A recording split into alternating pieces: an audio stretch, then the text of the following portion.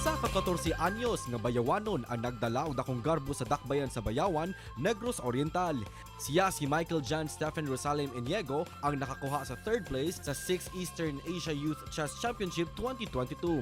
Iyang nakatigi ang 48 ka mga nasod nga misalmot sa maong kompetisyon nga gipahigayon kaniadtong November 4 to 13, 2022 sa Asia Hotel Bangkok, Thailand. Matod niya nga nagsugod siya sa pagkahilig sa pagduwa og chess sa edad nga 9 anyos, grade 3 kaniadto din iyang makaduwa permi ang iyang lola.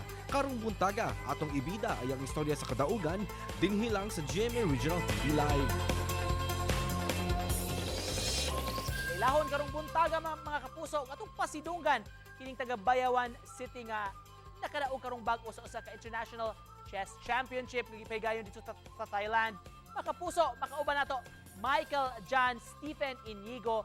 Mayong buntag og maupay na aga, Michael. Kumusta ka? Ug welcome sa GMA Regional TV Live. Would you like to greet your friends first ug mga relatives nimo nga nagtan-aw sa atong programa?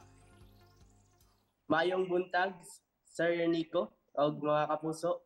Ako di ay si Michael John Stephen Inigo. Salamat sa mga nagsuporta nako nga pag-adto nako dito sa Thailand. Thank you so much, Michael, for joining us. Congratulations nimo ha for bringing pride sa atong nasod sa natad sa chess. Unsa man kaka-proud ani imong na-achieve nga milestone, Mike? Lipay kayo ko nga na-achieve na ko ni nga milestone. At a very young age, may na kay kamuduwa og chess. Kinsa may nagtudlo nimo o kinsa may dako nga impluwensya nimo ani nga sport? Ang nag-impluwensya o nagtudlo na ko ani kay ako yung lola. Sukad sa pagkabata nako. Siya jud ang tudlo nako o nagpa-impluwensya nako nga mo padayon og dulag chess. Kumusta man imong experience ato nga competition? Tsada kaya ka-experience dito kay nakadula ko mga kusgan nga chess players para makatabang po na ako nga makakuha og mga knowledge sa ilang para sa ako mga sunod nga tournament. Is this your first international competition or naka-appeal na ka sa kaniadto pa, Mike, og nilain nga mga competitions? Naka-appeal ko mga international tournaments sa online magutong sa una pero karon sa on the board first time yun ako. So how was it like? Kumusta? Dili ba challenging? Challenging siya sir kay uban nga mga lugar sila naman jud ang mga ginapilian nga kusgan mo pressure ko gamay. Apart from this, Mike, unsa may imong doon na pa kay gustong ma-achieve, doon na pa kay gidamgo isip usa ka chess player? Unsa may gusto pa nimong kabuoton?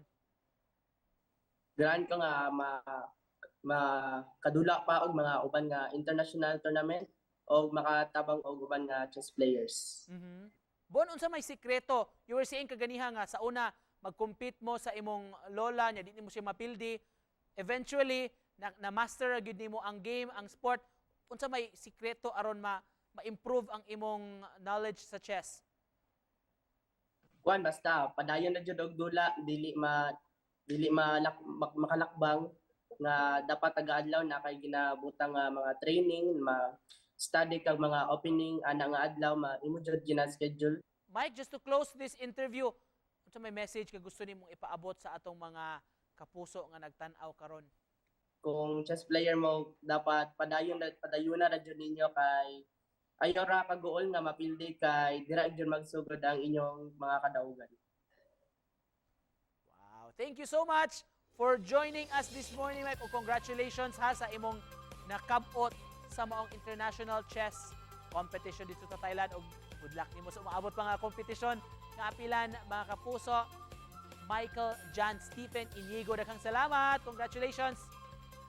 Sige sir, daghang salamat sir.